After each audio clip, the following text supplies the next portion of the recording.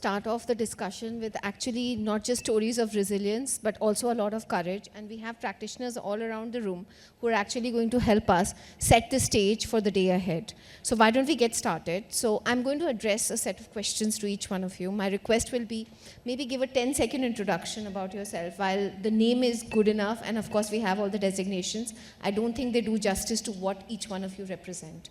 So why don't we get started by talking about MSMEs. And I'm very glad that Mr. Sagar talked about the size of SMEs, ideas, disruption, when things don't work out. But I think today we want to focus on what's really lying ahead. And each one of their stories is reflective of a unique direction that India is also taking. And we're not just talking about hockey stick growth, the IPOs and the unicorn searches, but the actual businesses that make the difference on the ground. So why don't we get started?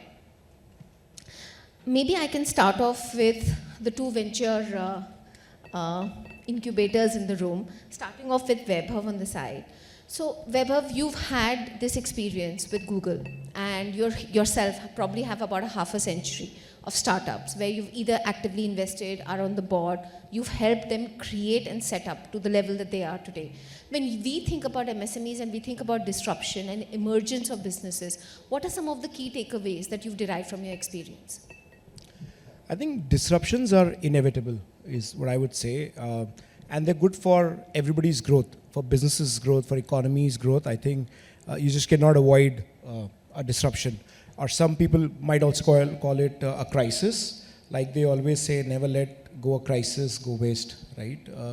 So yes, over the 2 decades plus that I've spent in the industry and setting up my own business in my life in '99 and back in 2012, I can actually talk about some of the experiences that I've myself gone through in terms of disruption or crisis, right? There were times then when I had set up my startup in 2012, I remember going through, trying to build a category in jewelry. I was trying to build an omni-channel experience back in 2012 when jewelry possibly as a category did not existed in the online world or in the virtual world. So I went through a lot of disruptions that time. I thought I'm going to disrupt the whole category and I'm going to create something, phenomenal. But little did I know that I did misread the consumer behavior. I was a little ahead of time. Maybe had I done that 5-6 years later, could have been a far more successful venture than it actually was. So I tried disrupting, was not successful. But yes, there was immense learning for me. About consumer behavior, about supply chains, about inventory management, about production, about logistics, and a lot of other things. I'm sure a lot of people in the room who are running their businesses in the MSME space or building their ventures in the startup ecosystem could relate to it. Timing is super, super critical for all of us as businesses as we run. Yeah. Absolutely. Vivek, if I can also ask you this question, I'll just pass on the mic to you.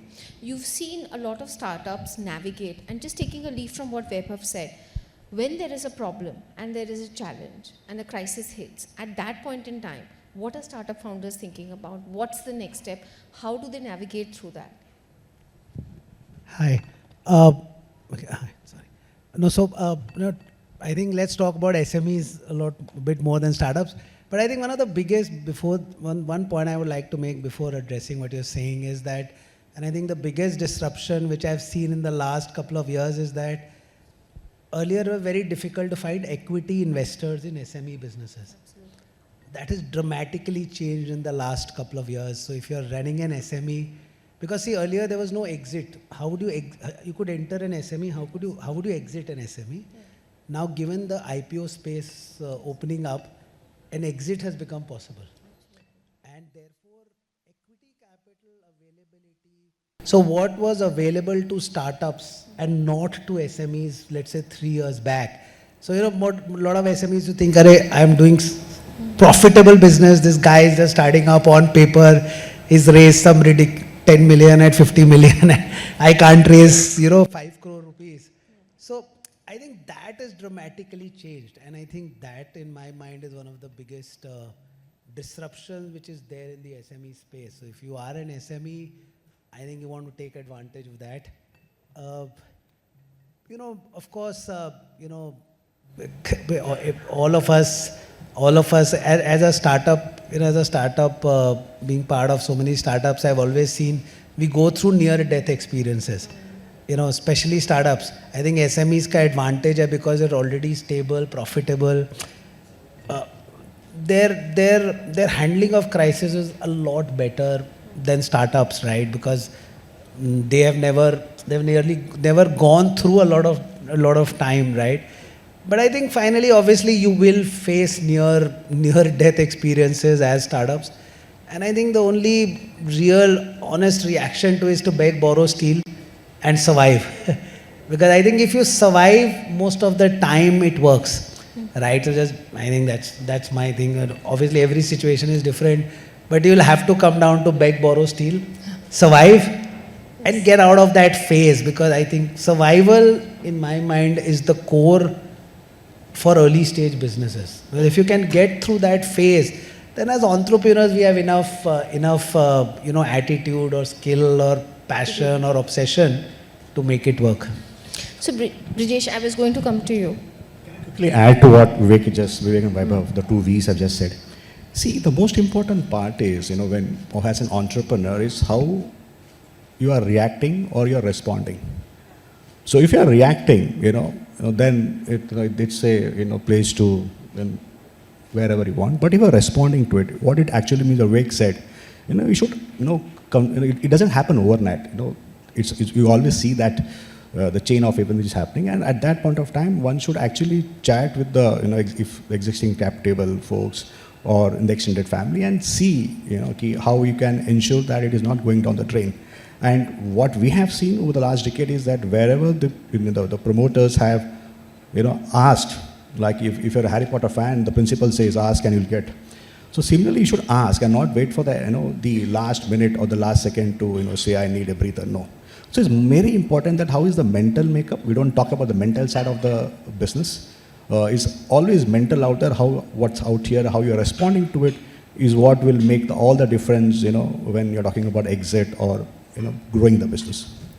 Shaina, if I can get to you, from the insurance and risk side, when you are discussing and assessing the vulnerabilities of a startup, what are typical that show up as far as MSMEs are concerned?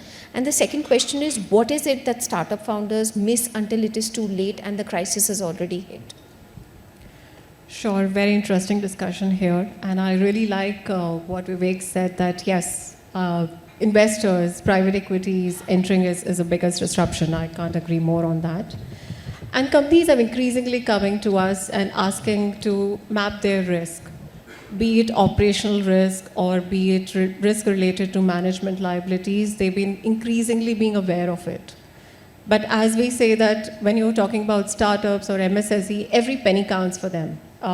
They want to make use of they want to make the best use of the capital at their disposal. And hence, the pitch decks that we see are mostly towards growth. They want to talk about the momentum and the growth, which is very important for a startup. But they miss on the risk preparedness, the strategy towards identifying the risk and how to integrate that in the decision making is something which we see as sometimes missing in the deck. SMSEs or startups do have a challenge of a concentrated risk, where a single incident, a cyber breach or a fire, a supply chain disruption can set them back, by decades. It can wipe off their books. As compared to a large corporate, they have a war chest or they have a risk committee or a board to take care of it. I think that is one thing which we see missing in their deck, that preparedness.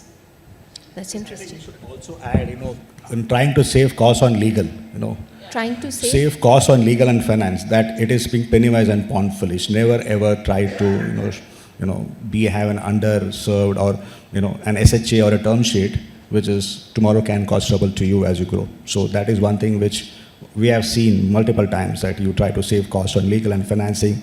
This is only an admin cost. Please, no, it is not an admin cost. It's a must-have cost, and appropriately that can help when you grow. I can only draw from the experience I had of a very young person yesterday who was managing his business because his father was very sick, and he said सबसे बड़ी problem India के अंदर होती है और अगर आपने ये सीख ली तो आप कोई भी business संभाल सकते हो. He was interviewing for a master's program, and he said लोगों से पैसा निकलवाना और समझना कि लोग पैसा कैसे निकालते हैं. This was a 22-year-old. So in terms of business, I think MSMEs get it. It's the startup guys which probably learn from mistakes as we've learned from fintech. But I'm going to come to Shireesh now. Shireesh, you've heard the problems, but you've actually helped create a marketplace and to actually get merchants onto a platform. And that is more difficult than one expects. The network effects are different. The scale effects are different. What are some of the challenges that you saw? So at the first stage, it was to explain the idea. And in fact, ONDC was also born out of a crisis. It was born out of COVID. When you lock down 1 billion people, how do they shop for things? Because you can't walk into a store. So out of that crisis, and the solution wasn't to build another platform, because platforms existed. Collectively, they were making only 2% of the economy. So obviously, they weren't solving it. So the first step is to teach, to help people understand, yes, this is also e-commerce, but in what way this is very different from the e-commerce you see today. So that's one phase. After that is then to do the enablement phase. And once you enable them to join the network, is then to help them grow. And at each stage, and these are things we discovered. So nobody's built a network like this. One of the first set of organizations that came onto the network were tech companies. They were able to build the software because they understood how to work with APIs. They built the software, but they never had a sales team. They never had to have customer support team. So how do you go and pitch this to Kirana stores? How do you go and pitch this to garment stores? They didn't know. So they needed help there. When stores start working with them, they have trouble, not just the login, I can't find my password kind, just operational ones. Then you need to have a team who can help them. They never had to do that. So helping them operationally kind of step forward. So at every phase, there is a focus that the business needs to go. So sometimes, as I said, at the beginning it was to teach, second stage it was to consult, help them see the value, third stage it was to enable. And so you have to keep shifting your focus and enabling that your customer or client base to kind of overcome those hurdles and move forward. That's very critical that you mentioned. Vaibhav, if I can just double click on the concept of legal and finance. You've seen startups fail, you've had experience yourself, and then you've helped them build up. When we talk about legal finance, does it seem like a mature part of the journey, or is this something that you would expect in startups to invest in right up front? I think one, it's a double-edged sword. One, it is expensive to have the right legal firm aligned to your business. But at the same time, it's an important investment that you need to make. Like Brijesh also mentioned, right? We've seen a lot of cases where you end up saving and optimizing costs there, end up engaging the wrong people, maybe not so good people, and you end up, getting stuck later in the business where the conditions are not favorable, right? That's where you actually realize you've made a mistake because the legal firm maybe omitted some of the important clauses that should have been there as part of the contract. So it's super important, even if you have to take debt, do that, but get a best legal firm on the job, so that you're saving yourself from long-term trouble perspective. So as early stage startups, and I've just started my own journey now, I would want to go ahead with the best possible legal firm. Even if I have to cut corners somewhere else, I will, but not at the cost of the legal firm. That's important. And finances, again, something very important. I think earlier in the days, a few years ago, CFO was not a known position in startups. You will rarely find a CFO in a startup construct a few years ago. Unfortunately, we had a lot of financial governance issues a few years ago. That's when I think the entire ecosystem woke up to the concept called CFO, which has existed forever in MSMEs or SMEs or even large corporates, right? So I think finance and taxation, extremely, extremely important, or legal, extremely important. One must not cut corners there. Super. So now if I can actually ask another question. We've talked about and we've heard about the word that is already mentioned like 1,000 times a day nowadays, AI. So if we can actually talk about, when we think about startups, and there is always a need to change, need to upgrade, accept technology, adopt to technology, and then something changes. But if I can ask you, between that process itself, where do things fall off? And if we can specifically talk about the aspect of AI and emerging technology, what in your perspective is both the reaction as well as the action needed? Hi. It's a tough one, right? See, See, so I was in corporate life for 10 years, right? I think one of my biggest learnings while now working, I've done multiple startups, working with SMEs and startups versus corporate is, in corporates now, we used to build capacity first. In startups, I think it's a disaster to build capacity first. You have to build business first. In my viewpoint, if you're an early stage company, SME, I think that's why a lot of the SMEs have done right, is उन्होंने focus किया है कि boss पहले धंधा बना लेते हैं, then we will figure out the rest. So a bit contrary to what Vivek and Brijesh ji are also saying, I do believe, I agree that finance, legal chahiye, and it will come down to that. But I seriously believe that first and foremost, build your business.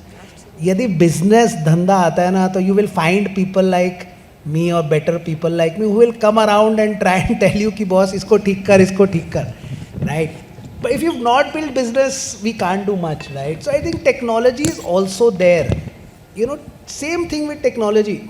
See, I don't think it's important not to get lost in हर रोज 4 नई चीज़ें आ रही है. It's impossible to keep up to it. You have to figure out what technology will enable you to build your business better. I think a wrong thing to do is to suddenly start trying to implement ERP in an organization which is doing 1 crore a year, bro, get your business up. Forget trying to implement ERP in your organization or try and sync multiple things and figure all that out. My thing is, build technology which enables you to first get to that, get to some serious business. I think at the core, get there, and there obviously there is you want to get your back-end things on. Use Zoho for example. It's a very simple software, right? Kuch fancy nahi hai, kuch AI nahi hai. But if your leads at least put it on Zoho. It's a very cheap software. So start using things like that rather than getting stuck into anything fancy, because business building in my mind is the focus at an early stage. Brijesh, what do you think on this?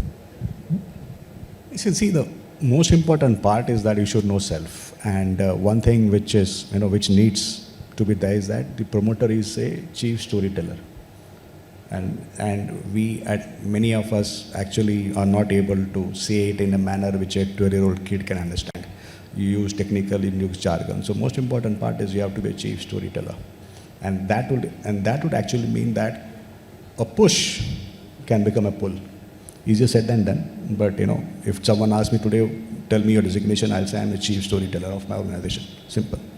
The other part, if you look at AI as someone who can complement you, not something, which can change. So if you have gone to 2000.com and others, things will evolve, things will change, and change is the only constant. So that's where again, adapt, adopt, react, respond. Those things, have to be seen. And as in the ecosystem, the seniors in the ecosystem have a role to play, saying that, you guide the entrepreneurs who are coming in today in this direction. From that perspective, disruption hai, and there's a lot of things happening out here. One should believe in self. And one more thing which you find is that we like comfort in the herd. And disruption does not happen in the herd. Disruption happens when you take that path you believe in and move forward. Have that. Get your people involved. Ask for help, and definitely will get. You send. Today there are various platforms which is there, and no one will refuse. And if you're really serious, someone says you're really serious, he will actually come out and do that. We have seen that happening. So you should move forward. That's how we want to take it. From that perspective. Vaibhav, from your perspective and seeing the AI change that has happened, right now, it's very easy to raise money based on the fact that you just mentioned the word AI. That's all you need. And I hate to say this coming from the fintech side myself, anything about wealth, anything about the future of money gets you, and you mentioned the 2 keywords, AI and tokenization, and you get money. And that's simply the way it is working. However, do we really need that kind of AI tech investment in the MSMEs and emerging business side? And what is your perspective seeing the change happen upfront? So I think I've been lucky enough to be part of Google for the last 5 years, and I had the front row seat watching how AI was getting built and shipped from big techs like Google. So I can give you that perspective, maybe if that helps. Somebody told me this is the 5th or 6th wave of AI since 1965, And I think this is the only time where it is a real wave coming and some real world use cases are getting solved. And it means some really serious business today. Now, if you look at AI, the way it has taken up, everybody was surprised in the last 2-3 years is the biggest of all in India is the ITS space. There are crown jewels for decades now, the likes of the Infosys or TCS or HCL, Wipros of the world, right? We take a lot of pride as Indians of those companies. But suddenly their business models are getting challenged because of the advent of AI. The leverage that these companies or some businesses like these had was largely with the Indian brain, or so to say, I hate saying that, but yeah, cheap Indian labor, right? But that is AI is the thin line. There's a very thin line left now. There used to be a big arbitrage for us as a country, but that arbitrage is going down at a very fast pace. Now, things where you could supply manpower or human resources to manage back-end operations or build some back-end tech for American multinationals or European multinationals is going off because AI has taken all of that load, right? So their business models have got disrupted. Look at marketing agencies today. Their business models got disrupted completely when the ChatGPT happened to everybody, right? Everybody was taken by surprise. Companies started questioning, why do we really need a marketing agency, get involved and do this for us? Because their turnaround time could be weeks. With AI, you can sit in your office and do it in maybe, if not minutes, in hours, right? Pretty much the same thing, possibly. So, yes, a lot of business models got disrupted. And I think we've seen such disruptions every few years down the line when it comes to technology. But the best thing you could do is you adopt technology. You cannot shy away from it. You cannot work against it. Like Mr. Sagar said in his keynote, make technology your slave, right? But you need to know how smartly you can use AI today. You cannot do without it. Now, coming to the wealth-tech space, and that's where I'm building my venture as well. I think that's another very interesting area as an industry where AI could be effectively used. We've seen a lot of, with all due respect to the investment advisors, we've seen they're unfortunately commission driven and end up a lot of times giving advice which is very biased towards their commissions and not keeping the user or the investor in the center. AI could play an important role there because AI is smart enough to understand about the capital markets, about what's going around. It's much faster than us to crunch data, information, historical data points and whatnot. So why not use AI to do an advisory at scale? A lot of wealth-tech platforms are missing it today. If I were to understand what is the risk profile of the investor, if I were to understand what are their family goals, the timelines against each of these goals, potentially AI models can help today to curate a investment plan for them.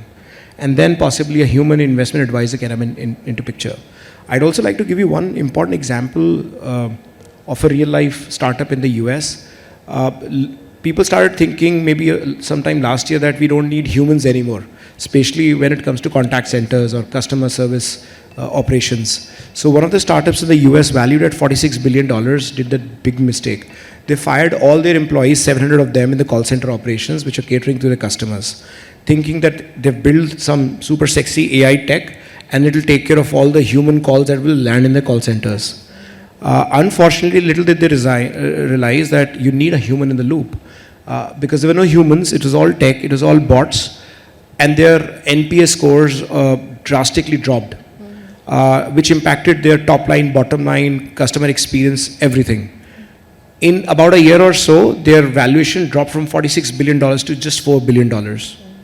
Then possibly the startup realized that we made a big mistake. You actually need a human in the loop. So you cannot say, I don't need humans to do the job. You cannot say, I only need AI to do all my job. You need to be smart enough as a business. If there is a use case that could be solved with AI, you should definitely, deploy that use case and start using it effectively. Just don't do it because AI is the buzzword and possibly the most abused word in the last 2-3 years. So there has to be some real business problem that is getting solved with AI, and you might still need a human in the loop depending what business you are in, what problem you're trying to solve. Yeah. Absolutely. Shireesh, if I can come to What he's saying, we're actually doing it. He just said, use AI as a platform and then get a human in place. We're already doing that. So, as he's building, it's actually I happening guess in you are action. competitors then. Before you ask me, I actually wanted to add to that. So I think AI has solved or begin to be seen as having solved certain things, but actually AI can actually stand for annoying insistently. And customer service is one area where AI is not ready. I am a subscriber to one of Adobe's packages, and when I was trying to use it, it said your subscription is suspended. So I go to Adobe, and this is not a small company, right? It's a global leader in tech. They have a chatbot, and I just simply cut and paste, your subscription is suspended, what do I do? It says, I'm unable to understand, can you simplify?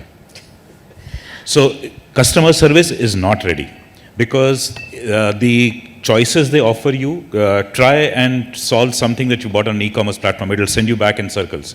Can I tell you what has happened to me? I have overshot my credit card limit, not because of spending too much, though I'd like to.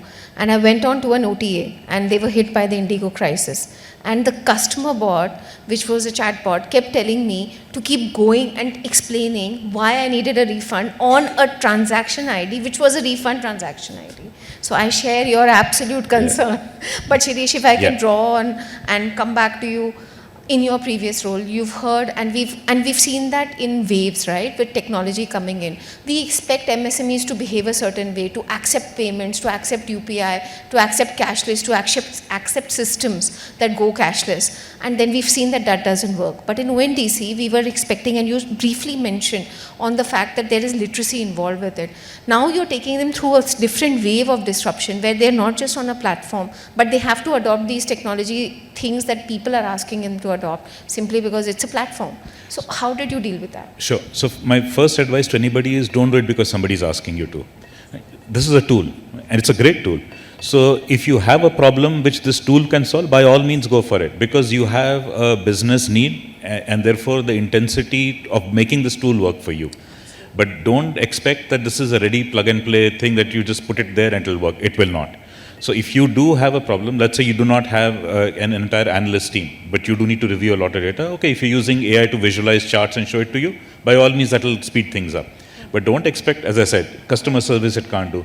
Consumer insights it can't do. It can summarize information at scale, but it cannot find cross connections yet. I have not seen that information. So you do need to use your own eyes and ears and judge things, and not take that out of the system.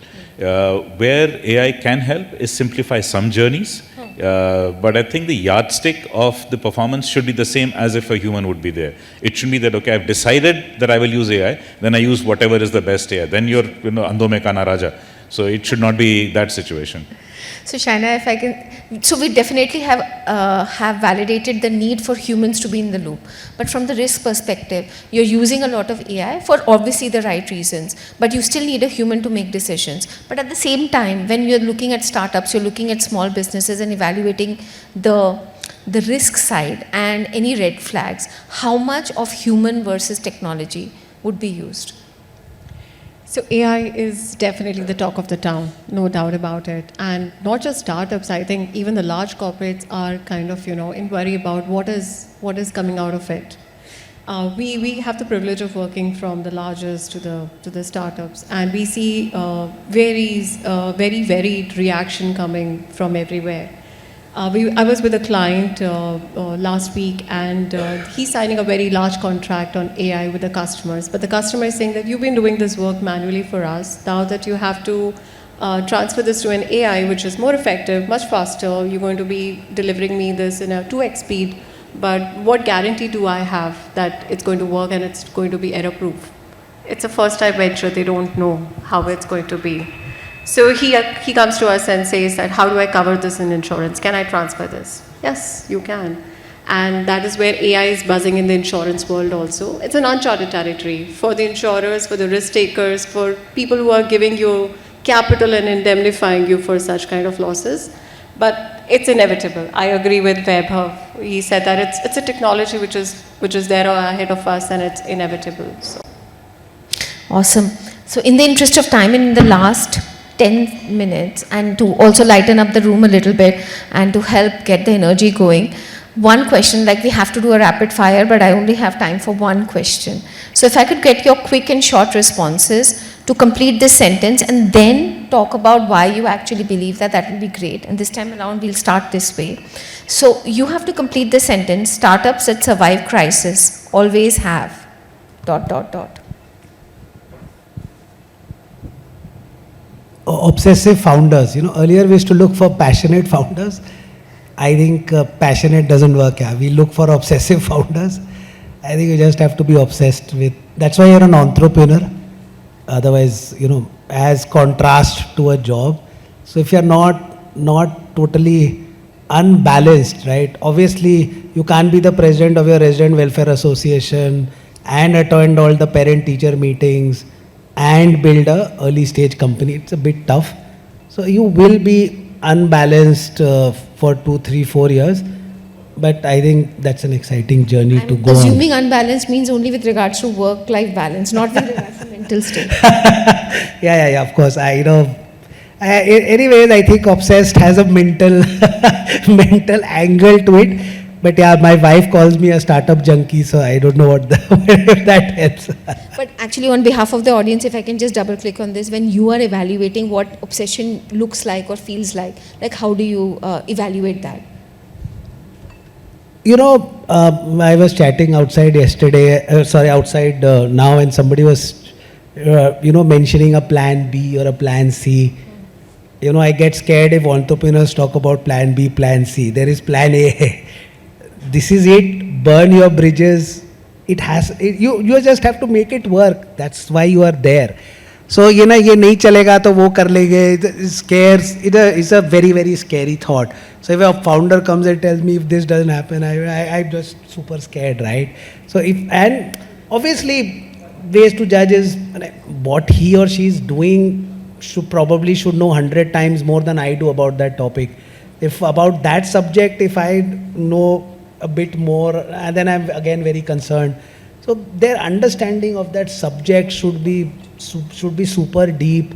So there are obviously signs to kitna obsessive aadmi hai, but that's what we look for. People who are planning to pitch, be careful of what Vivek just said. Show a lot of obsession. If there is a plan B, hide it or run away.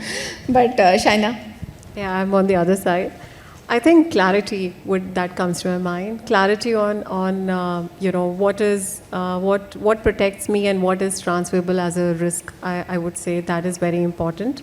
It's important for the founders to know what risk remains with the board, what is insurable and transferable, what risk needs to be governed internally. It helps them eventually to decide in a more confident manner. It helps them to use this as a tool in event of a crisis. That's important. Brijesh. So, in entrepreneurial journey, things come out of syllabus. This was out of syllabus. That's why they have me on the panel. See, I think I agree with, Vivek when we said, obsessive, and at the same point of time, it is something like, when what Buffet said, it should not look like work, you actually enjoy doing it. And, it's like walk in the park and you eat, live, breathe, sleep. What you are doing, because it's there in it. There is no fixed timings, but at the same point of time, it gives you a lot of freedom to do what you want to do, when you want to do. And if you're able to get that time clock right, then it's walk in the park. So you give whatever name it is, right? I call myself a startup forever, because things are changing so fluidly. Like if you think I'll make the perfect product and move forward, absolutely not. If you like a stream, then trust me, you can create the biggest of the enterprise, which can actually happen. That's how we don't look at it. Excellent. Shireesh, in your case, can I transform the question to a platforms that survive crisis? No, I can speak to startups as well, because in my Priism work now I do interact. I would say that the startups that survive crises are ones who are led by people who listen. That they don't believe that they have all the answers, they listen and they go deep. You don't react to surface. So for example, there was a time when funding became very tight. So it doesn't you start controlling spend everywhere without thinking about it. Right? You start thinking about it much more deeper as to where you can and where you cannot. So I think startups that survive crises have leaders who listen and who think deep, not surface. That's very deep. Vaibhav? I think pretty much everything covered, but I think grit is something, and again, possibly it circles back to what Vivek also said or Brijesh said. I think grit is super important. You'll have a lot of setbacks, you'll have a lot of near-death experiences, but, and I think grit plays an important role. And I often visualize it as a boxing ring. you'll have a lot of people outside the ring supporting you. There'll be people from your family, friends, or audience who'll be like supporting, cheering you. You'll have your coach or a mentor telling you, duck now or be defensive or, hit now. But it is you and the opponent, right? And you have to take all the blows. Irrespective you take 10 blows or 20 blows, it is about that 21st time you get up and hit back. So I think grit plays an important role, and it's a lone journey, right? So mental toughness is extremely, extremely important if you were to build any business, whether it's a startup or an SME or MSME, however you want to categorize it. But I think it's the man who's running the ship really makes the difference. Yeah. And a woman running the ship. And also, since Brijesh and you, I hope no blows here, competition, but mental resilience. But I'm just kidding. But actually, we can't sign off from the session without going into that last topic, which is we are at the end of the year, we are facing a lot, and I'm talking more from the global perspective, not just India, in terms of there's a lot of uncertainty in terms of what the next 2 to 3 years looks like. And it's not just in terms of funding. And you mentioned about the IPO route, and of course, there is a lot of conversation also whether that's going to be sustainable.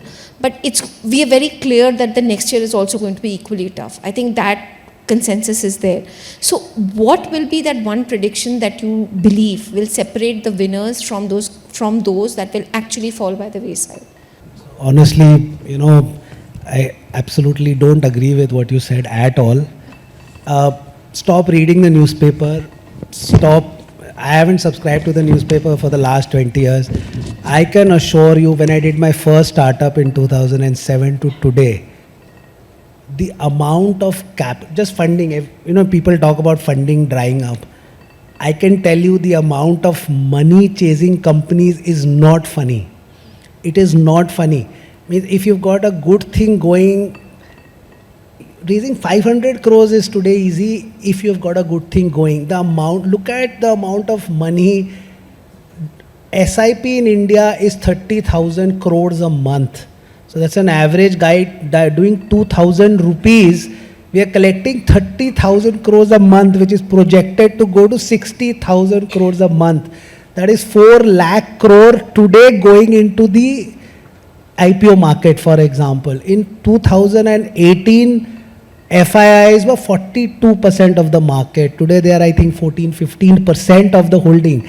We don't care about funding capital. The amount of money which is available, the amount of resources which are available, the amount of people who are willing to work with you which is available is so dramatically changed that it is, I just stop reading the newspaper. It is rubbish. Just start. Sorry if anybody's here from the media. My apologies for that. I just realized that I'm talking at a business world event.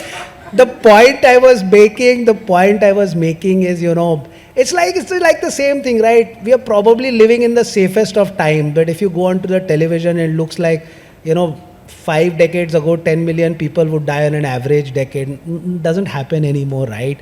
A crisis, we lose 50 people, not 50 million people. Point is, guys, we are probably, the amount of resources, the amount of money, the amount of advisory, it's not funny. There is so much available, and which is why, I completely disagree. A lot of negativity floats around. It has no value, which is why we look for obsessive founders.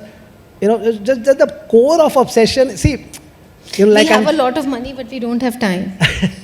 No, see, that you have 24 hours, I have 24 hours, right? As in full session to complete. Thank you. But I wanted to just leave you guys with one vision, I think hopefully that helps. See, Brijesh ji is a very, very good friend of mine. We know each other for a long, long time. I'm wearing this jacket. He can come and tell me, Vivek, ये jacket यार बहुत ही खराब है. It's the worst jacket I've ever seen. I can have 2 reactions to that. One reaction is I can say, Brijesh is a 10-year-old friend of mine. I will now burn this jacket and never wear it for the rest of life. Or the other reaction could be, Brijesh is a good friend of mine, but fashion बिल्कुल नहीं आता है उसको. You have to decide what is your response. Thanks. हमें बाद में बता देना which side you're on. But Shaina, very quickly, sorry, I know we are going to run out of time, but 10, 20-second answer. I think I'll go by the theme of the day, resilience. That is what's going to differentiate someone who stays or who exists. Risk preparedness is going to be a key differentiator. Brijesh. I'll quickly say two sentences. One from Gita, na कर्म करते जाओ फल की अपेक्षा आई जाएगा. Second part is that if you look at two data points, data is important. In 2022, FIs sold 17 billion, whereas domestic investors pulled in 2x of that. 25 also same thing happens. Our per capita GDP is growing. Trust me, you don't know how much we can get. In 2023 December, we noted a note saying that is your portfolio poised for a 10x growth, which is like a 25% CAGR. I am not saying 25% CAGR, but we are in the midst of times where you can, make hay big time. Let me first say provocatively, there is actually no uncertainty. Because I've been working for more than 3 decades, there is no more or less uncertainty than any other point in time. Right? If things were so predictable, all companies would run on autopilot, none of us would be employed. So that's not the case. Reason we are employed is we are there to solve. So do the right things, do them right. It sounds very banal, very trite, very cliched, but do the right things right and you'll be fine. I think short one, stick to basics. Keep the customer in the center of everything. I know we all are greedy as entrepreneurs. We want to build large businesses, very profitable businesses, but we should do that in the right way. Whatever is right for your customer, your user, stick to that. Super, super important, I think. Yeah, that's it. Thank you so much. So I'm glad that that I'm sure the audience would agree with me, but though the panelists don't, which I'm sure I'll have a conversation with them later. But I think just putting blinders on is the best way to actually not just survive, but thrive as an SME. And thank you so much for BW. And I know we've run out of time, but I'm going to blame this guy. Thank you to all the panelists and thank you to the audience.